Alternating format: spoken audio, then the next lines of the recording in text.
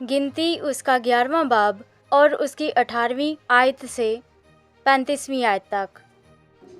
और लोगों से कह के कल के लिए अपने को पाक करके रखो, तो तुम गोश्त खाओगे, क्योंकि तुम खुदावंद के सुनते हुए ये कह कर रोए हो कि हमको कौन गोश्त खाने को देगा।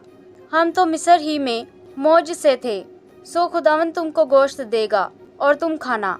और तुम 1 या 2 दिन नहीं, और ना 5 या 10 या 20 दिन, बल्कि 1 महीने का मिल उसे खाते रहोगे, जब तक वो तुम्हारे नथनों से निकलने ना लगे और तुम उससे गिन ना खाने लगो, क्योंकि तुमने खुदावंद को जो तुम्हारे दरमियान है तर्क किया और उसके सामने ये कह कर रोए हो कि हम मिस्र से क्यों निकल आए।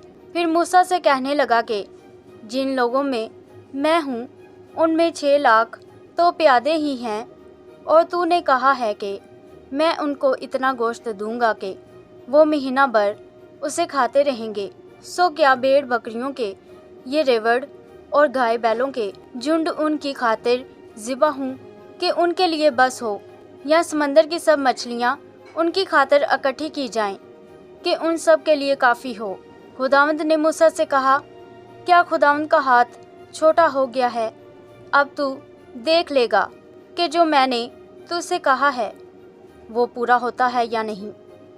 तब मूसा ने बाहर जाकर खुदावंद की बातें उन लोगों को कह सुनाई, और कौम के बुजुर्गों में से 70 शख्स इकट्ठे करके उनको खैमा के गिरदा गिर्द खड़ा कर दिया। तब खुदावंद अबर में होकर उतरा और उसने मूसा से बातें की, और उस रूह में से जो उसमें थी कुछ लेकर उसे उन 70 बुजुर्गों में डाला। चुनाचा जब रूह उनमें आई तो वो नबूवत करने लगे, लेकिन बाद में फिर कभी ना की। पर उनमें से 2 शख्स लश्करगाही में रह गए, एक का नाम इल्दाद और दूसरे का नाम मेदाद था। उनमें भी रूह आई। ये भी उन्हीं में से थे जिनके नाम लिख लिए गए थे, पर ये खैमा के पास ना गए और लश्करगाही में नबूवत करने लगे। तब किसी जुवान ने दौड़कर मूसा को खबर दी और कहने लगा कि इल्दाद और मेदाद लश्करगाह में नबूवत कर रहे हैं। सो मूसा के खादम नून के बेटे यशवा ने, जो उसके चुने हुए जुवानों में से था, मूसा से कहा, ऐ मेरे मालिक मूसा, तू उनको रोक दे। मूसा ने उससे कहा, क्या तुझे मेरी खातिर रश्क आता है?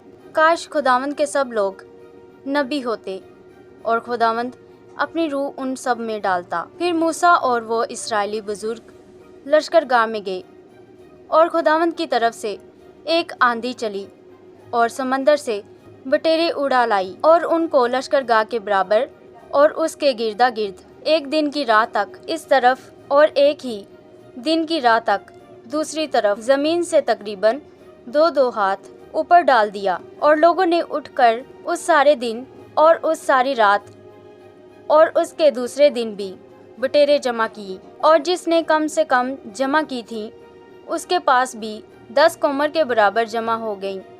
और उन्होंने अपने लिए लश्करगाह की चारों तरफ उनको फैला दिया, और उनका गोश्त उन्होंने दांतों से काटा ही था और उसे चबाने भी नहीं पाए थे कि खुदावंद का कहर उन लोगों पर भड़क उठा, और खुदावंद ने उन लोगों को बड़ी सख्त वबा से मारा। सो उस मुकाम का नाम कबरूत हतावा रखा गया, क्योंकि उन्होंने उन लोगों को जिन्होंने हिर्स की थी वहीं दफन किया।